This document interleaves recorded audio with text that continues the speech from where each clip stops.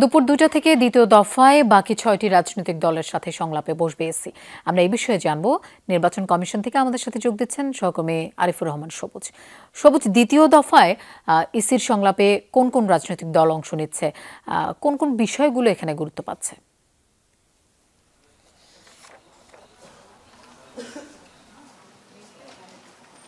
লোপা, মূলত 11টি এজেন্ডা নিয়ে এই রাজনৈতিক দলগুলোর সঙ্গে যে সংলাপ শুরু হচ্ছে সেই সংলাপে এই 11টি বিষয় নিয়ে মূলত আলোচনা হবে এবং এই আলোচনাগুলোর মধ্যে যেটি সবচেয়ে বেশি গুরুত্বপূর্ণ, যেহেতু এখন পর্যন্ত তফসিল হয়নি, তফসিলের আগে রাজনৈতিক দলগুলোর করণীয় কি এবং এর পরে তফসিল যখন ঘোষণা হবে, তফসিল ঘোষণার পরে রাজনৈতিক দলগুলোর যে বিধিমালা রয়েছে, অর্থাৎ আচরণ বিধিমালা যে প্রণয়ন করা হয়েছে কয়েকদিন আগে গেজেট আকারে প্রকাশ হয়েছে, সেই নীতিমালা যেন ঠিকঠাকভাবে রাজনৈতিক দলগুলো প্রতিপালন করে, সেই বিষয়টি মূলত ইসির পক্ষ থেকে মনে করিয়ে দেওয়া হচ্ছে এবং রাজনৈতিক দলগুলো মূলত তাদের নানা অভিযোগ অনুযোগ রয়েছে। বিশেষ করে এই যে বিধিমালা, আচরণ বিধিমালাটি প্রণয়ন করা হয়েছে, সেখানে মূলত পোস্টারের একটি বিষয় আছে যেটি নিয়ে বিভিন্ন রাজনৈতিক দলের নানা প্রশ্ন রয়েছে। আরপিও সংশোধন নিয়ে বিভিন্ন রাজনৈতিক দলের প্রশ্ন রয়েছে। সেই বিষয়গুলো মূলত রাজনৈতিক দলগুলো তাদের প্রস্তাবনা দিচ্ছেন এবং এর পাশাপাশি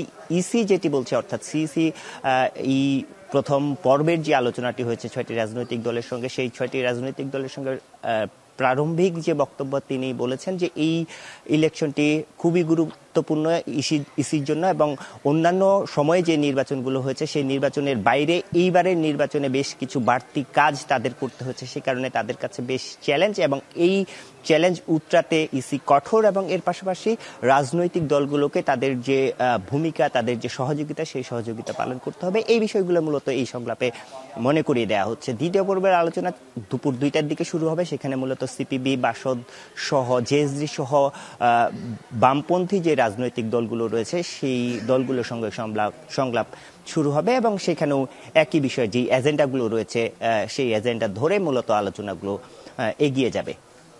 সবুজ, আপনাকে ধন্যবাদ আমাদের সাথে যোগ দেওয়ার জন্য।